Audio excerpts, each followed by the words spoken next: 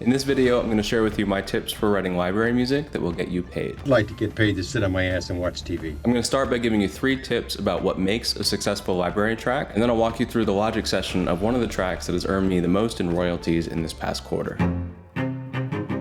Hey everyone, welcome back to the channel. If you're new here, this is where I talk about the craft of writing music. So I score films, I teach composition lessons, I write music for video games, but easily the biggest source of income for me is TV placements with library music. That's me, I'm on TV. I earn enough income through library music that I'm able to write music as a full-time job. I honestly don't even spend that much time writing new tracks anymore, but the ones that I have written consistently get chosen by editors, placed in their shows, and earn royalties. I've had music in thousands of episodes of TV shows like The Bachelor, Dancing with the Stars, American Idol, and hundreds of others. The most important advice I can give for writing a library track is to focus on a single mood. A mistake I used to make a lot early on was trying to tell an epic story with every single piece of music I wrote. So maybe it would start dark and brooding, but at some point the hero would show up, and by the end everyone would be celebrating. Maybe I thought the music would be more useful if it told a story and plotted a trajectory. I don't really know, but I was wrong. When you're writing production music, you really need to think from the editor's perspective, because they're the one who's most likely going to hear and choose your music. So don't try to build multiple moods into one piece. When the editor wants a different mood,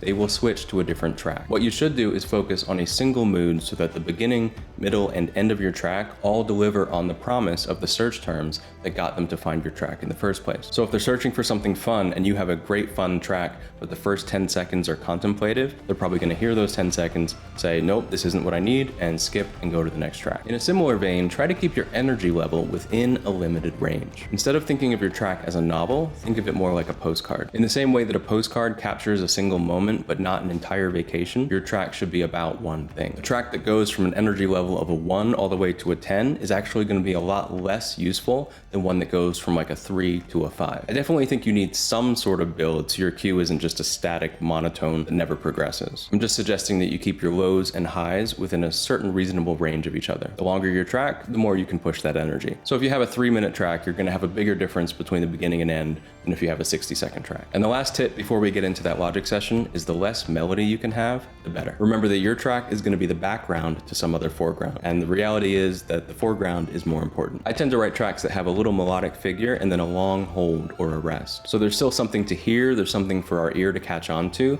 but there's a lot of space for the dialogue or voiceover to come through. If they try your music and they find it's interfering with the voiceover or the dialogue, it's going to get cut and they're going to go with something else. A compromise you could do is bounce alternate mixes, so you have a version with the melody and then a version without the melody, but you're kind of relying on the editor being willing to hear it with the melody, imagine what it would be like without it, deciding to look for that alternate mix. I think it's better to craft the track from the beginning to not be super melody prominent to begin with. The first impression your track gets is probably the only one it's going to get. I didn't want to make a first impression like this. So let's get into logic, and I'll walk you through one of the tracks that has been doing pretty well for me lately, and I'll show you how it's structured. The MP3 and MIDI files for this track will be available to my patrons, so check out the link in the description if you want to download those. So first of all, I don't normally color code to this extent when I'm writing. This was from bouncing stems. It just helps me find which stems go together when I output alternate mixes. So the first thing I want to point out is I have these markers here, 30 seconds, 1 minute, 1:30, 2 minutes.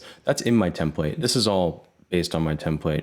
And the reason is because usually the assignment is a track for a certain length of time. So in this case, it was a track between 1:30 and 2 minutes. So I just open up my template and I know like, okay, this is about where I'm trying to get to, where I need to end the track. The next thing is that it isn't always composed necessarily in order. Usually I try to come up with just a basic, simple idea, and then sometimes I might back up and do a different intro from there. So this was supposed to be kind of a dark, brooding, minimalist, tension, kind of gritty track. So the main lick here is actually this piano lick here. Notice then these 4 bars of rest and space following that. So that's what I was talking about with that little melodic figure that kind of like is something for you to hear and latch on to, but then there's all this space for talking, dialogue, whatever else might be happening in the foreground. So that little lick, that just one little thing,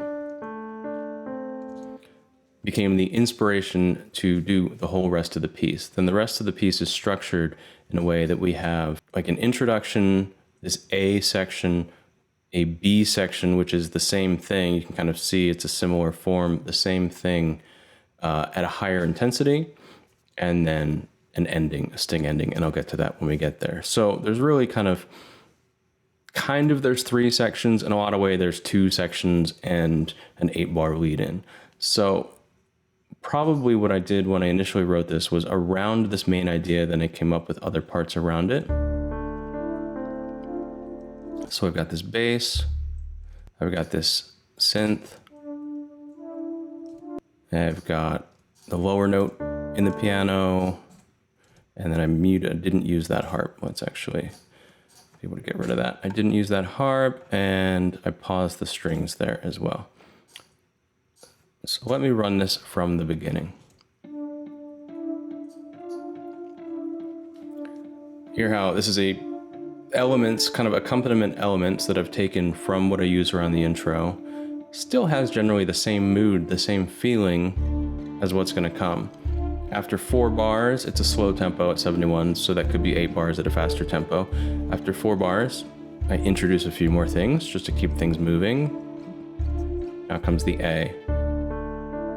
I took a few things out, so it doesn't necessarily drop the energy level too much to take things out. It just makes it feel a little fresher to be able to kind of space these strings around, space the bass around. Now I start getting the bass coming in, subtly increasing the amount of interest. Now we'll see after another 4 bars, we'll bring in the next group of things. Here it comes. That bass line is holding a pedal. Things are changing, things are happening, while at the same time, nothing is really happening. We have a slight build, rest. So the reason for this rest, this creates a really nice edit moment. Editors can find this. If they decide they only need about 60 seconds, maybe even 30 if they just want to use this thing, they could do a pretty natural ending right there.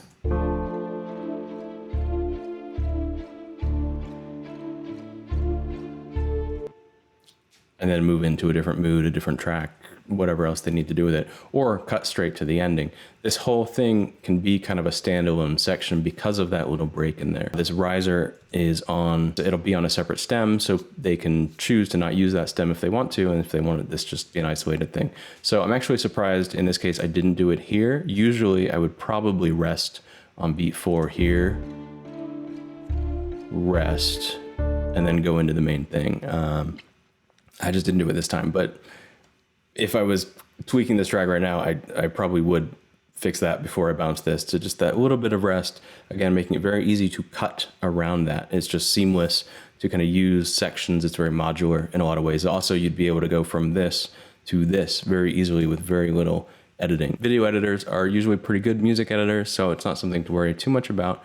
But if you can help them, if you can make their job easier, they're going to see your tracks and be like, oh yeah, I had a good time using this track in a different piece, this composer's track, I'm going to use it again, or use something else from that composer. So let's see, so then you see the basic structure was that main lick, here it is,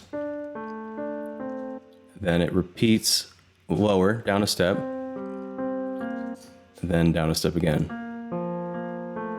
And this time we hit the half step there, but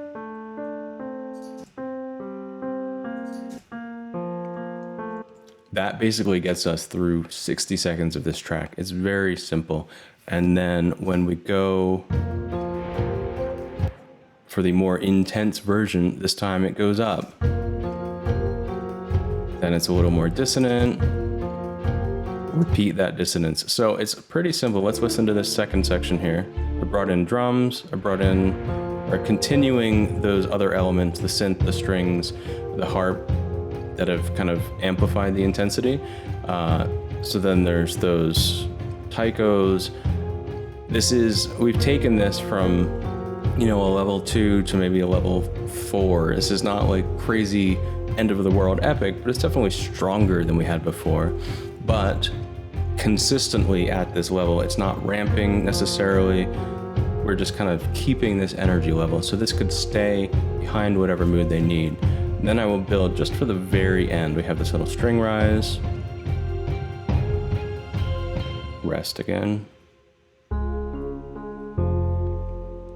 That little stinger at the end is pretty important because maybe they want this to just end on a cliffhanger. maybe that's the cliffhanger, and that's fine, they'll go somewhere else. But if you give them the option of an ending, and how I have it kind of standing alone, I create the cliffhanger, but I also give you the option of like, well, if you want to end the track, here's just this little thing.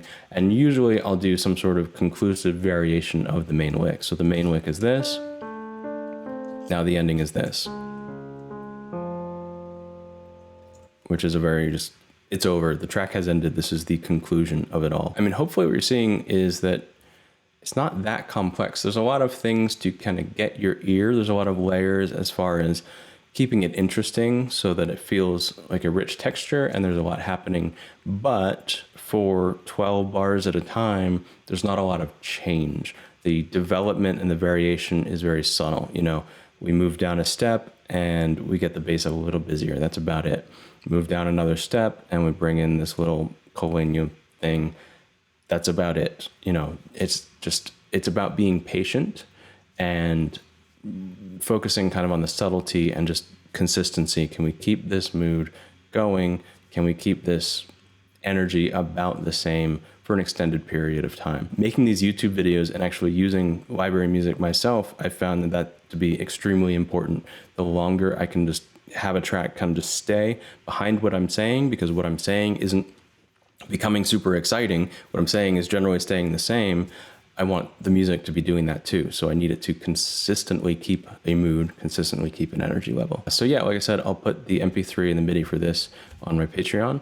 And so you can check that out. Library music isn't the only way I earn income as a composer. If you want to learn more about how to make money writing music, check out this video here. Thanks for watching, and I will see you in the next one.